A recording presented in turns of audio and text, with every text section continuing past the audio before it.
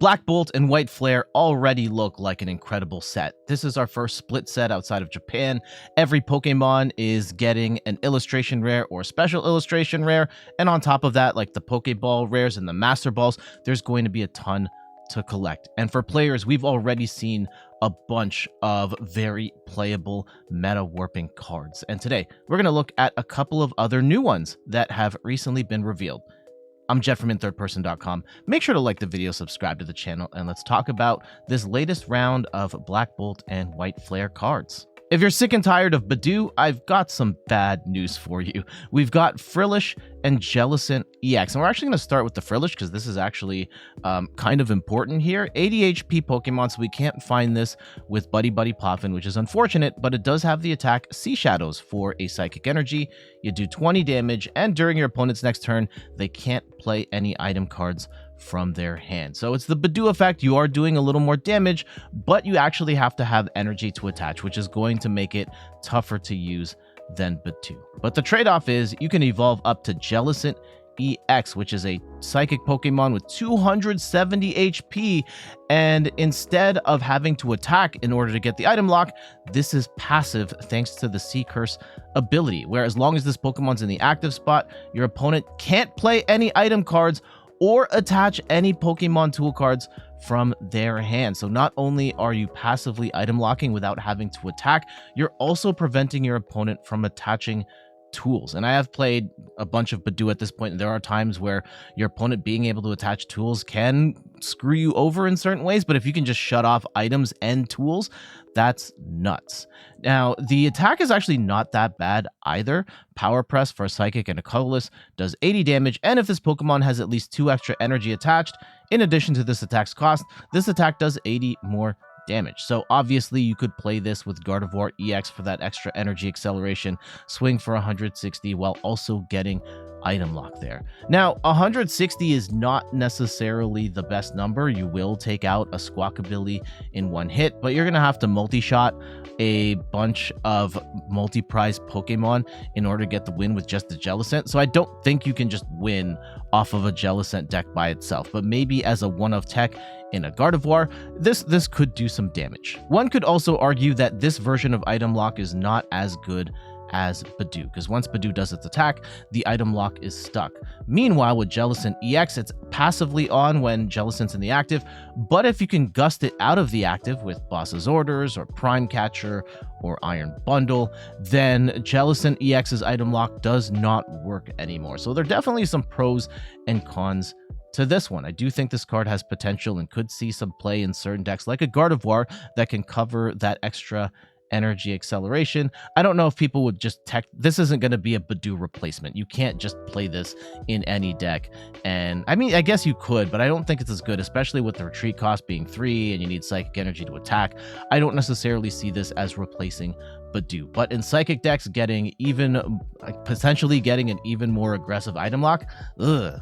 Reuniclus is a stage 2 Pokemon with 140 HP, single prizer, and it's got the attacks Cellular Awakening and Evo Lariat. The first one, Cellular Awakening for a colorless energy. For each of your bench Pokemon, search your deck for a card that evolves from that Pokemon and put it onto that Pokemon to evolve it. Then shuffle your deck. And because it's colorless, you could tech this into any deck that you wanted and then just evolve all of your Pokemon on the bench by a step. So you could use this as a tech to get your Pokemon evolved up. I'm not necessarily sure that you would just tech this in because it's a stage 2 and that's a lot to get set up to just set up even more, but maybe as its own deck it could be a thing. Evo Lariat for a colorless energy does 40 damage plus 40 more damage for each of your evolution Pokemon in play. And with Area 0 Underdepths in play, you've got 8 Pokemon on the bench, plus your Reuniclus in the active.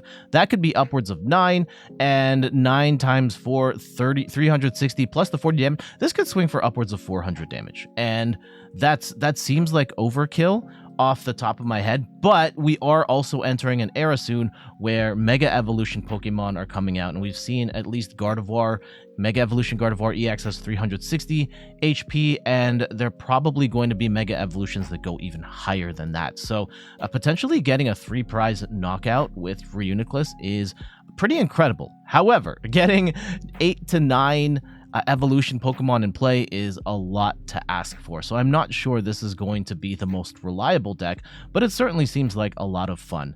And then I think is this Duosion or Solos? I think it's Duosion, the middle evolution for this line. I know I've got the Japanese on there. That first attack is basically you can pick one of your bench Pokemon and evolve it up. We've got a new Zoroark. Now, keep in mind that in Journey Together, we got Enzarua and Enz Zoroark. So you cannot play this Zoroark on top of Enzarua. You have to play it on top of a regular Zorua and vice versa. But you could technically play these all in one deck if you wanted to do a whole Zoroark deck thing. I'm not sure that the synergy is there, but it may be. Let's go look at its attacks. Mind Jack for 1 Dark Energy does 30 damage for each of your opponent's bench Pokemon. So under normal circumstances, if they've got 5 Pokemon in play, then you're doing 150 damage. And if they've got Area 0 Underdepths and a full bench of 8, you could be swinging for 240 damage, which is going to be enough to one-hit KO most of the multi-prize Pokemon in the game. So this is going to vary. Both of these attacks are going to vary based on what your opponent's got going on. So maybe not the most reliable, but it is kind of cool. You can potentially get up there and one-hit KO some smaller multi-prize Pokemon. And then Foul Play for 3 colorless energy. Choose one of your opponent's active Pokemon's attacks and use it as this attack. 3 colorless energy is a lot to ask for, but keep in mind that Pokemon have already revealed ignition energy in the black and white set as well, so this will power up Zoroark's copy attack just fine. Like Mind Jack, it's going to vary based on what your opponent's swinging with, but there will be times where you're copying an awesome attack like Dragapult's Phantom Dive or something like that, where you are doing ridiculous things with a single prizer. For 1 colorless energy, Fungus poisons your opponent's active Pokemon, which combos nicely into Amoonguss, where its dangerous reaction attack, also for a colorless energy, does 30 damage, and if your opponent's active Pokemon is affected by a special condition, this attack does 120 more damage. So with the poison ticking, you have potentially 160 damage and then some. It's not necessarily the worst, but I don't think this is going to be the most reliable attack or doing enough damage relative to the format right now and the Pokemon that we have in there. And then Seed Bomb sucks for a grass and a colorless 60 damage, no. With Joltik seeing so much play these days, there's a lot of room for a good Galvantula. This one has the attack Discharge, where you discard all lightning energy from this Pokemon and you do 50 damage for each card you discarded in this way. Now, I do think this is a good attack. It does have the potential to one-hit KO everything.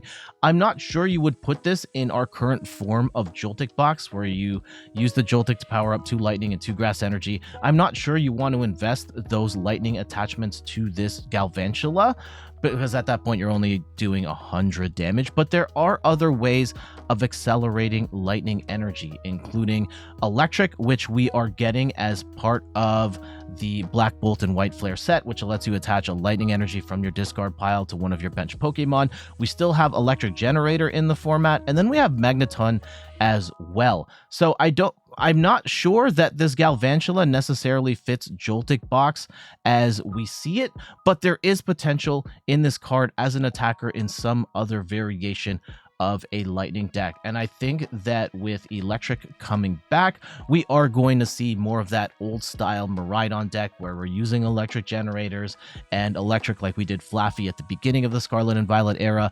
And Joltik could see more play once lightning decks kind of adopt that old style of energy acceleration. Tornadus, Thundurus, and Landorus are back, and they are nods to their old black and white cards as well. The first attack is the same amongst all 3, though they're named slightly differently for thematic reasons, but in all of them, for 1 energy, you get to attach a basic energy card from your hand to this Pokemon, helping you build up to that 3 energy attack a little better. And in Tornadus's case, for 3 colorless energy, Hurricane does 100 damage, and you get to move a basic energy card from this Pokemon to one of your benched Pokemon. 100 damage is not great. You're only really knocking out your basic evolution Pokemon like Charmanders and Raltses, but I do like the fact that you do get to move that energy to a benched Pokemon, so when this does get knocked out, and it's not very hard to knock out a Tornadus, you are getting to conserve at least a little bit of that energy for one of your big attackers later in the game. Thunderous's second attack is Disaster Volt for a lightning and 2 colorless, where it does 110 damage and you discard an energy from this Pokemon. I don't think this is very good. And then Thundurus has Earthquake for a fighting and 2 colorless, which does 110 damage and you do 10 damage to each of your benched Pokemon. And unless you have some Pokemon on the bench that benefits from having damage counters on it, taking 10 damage is not great. Off the top of my head, I can't think of anything that's going to benefit from taking damage that you could throw this into a deck, but let me know in the comments if there is a synergy I'm missing here. That'll do it for this roundup. I am admittedly not looking forward to that Jellicent card. I'm not sure if it's really going to be meta relevant or not, but it does have some potential at the very least in the next year while we still have Gardevoir EX. Keep in mind that Gardevoir is rotating in 2026, but you're still getting almost a year where energy acceleration to that Jellicent is going to be no problem. But for now, I gotta get going. Thank you so much for watching. You can find me on all the things: YouTube, TikTok, Twitter, and Instagram at InThirdPerson. You can find me on Twitch at InThirdPerson, where I stream the Pokemon trading card game every Sunday at 10 a.m. Eastern Time. And check out the website InThirdPerson.com for more articles and videos on video games, board games, and other nerdy pursuits. So until the next one, I'll see you later. Bye-bye.